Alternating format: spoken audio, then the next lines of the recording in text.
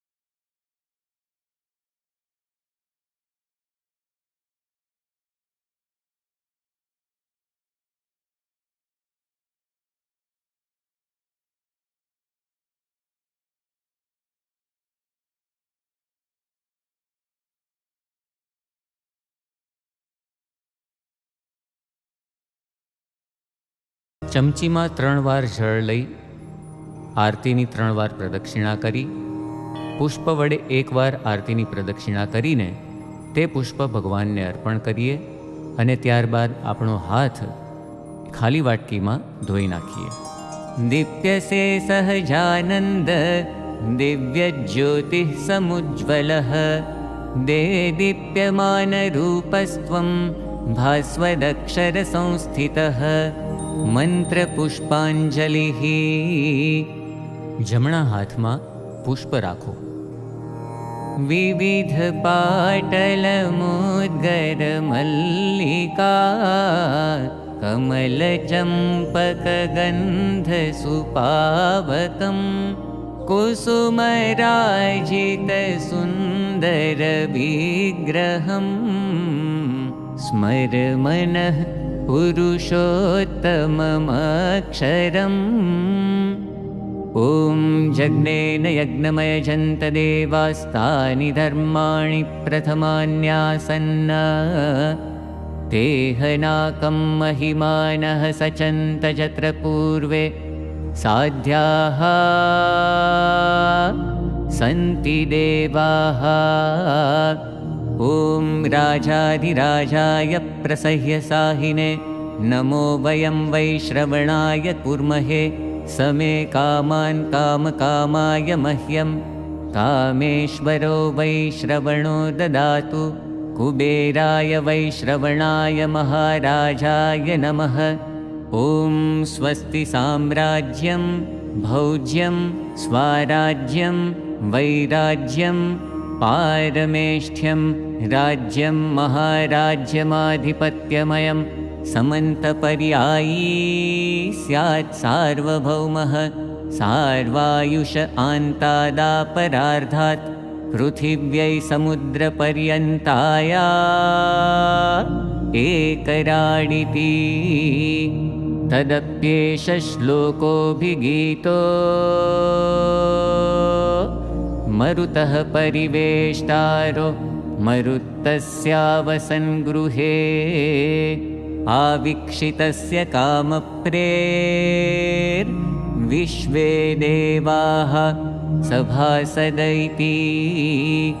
હરિઃ ઓમ વિશ્વતશ્ચક્ષુરુતવિશ્વતો મુખો વિશ્વતો બાહુરુતવિશ્વતસ્પાત સંબાહુભ્યાન્ધમતિ સંપતત્રૈર્દ્યાવા ભૂમિ જનયન દેવ એકઃ.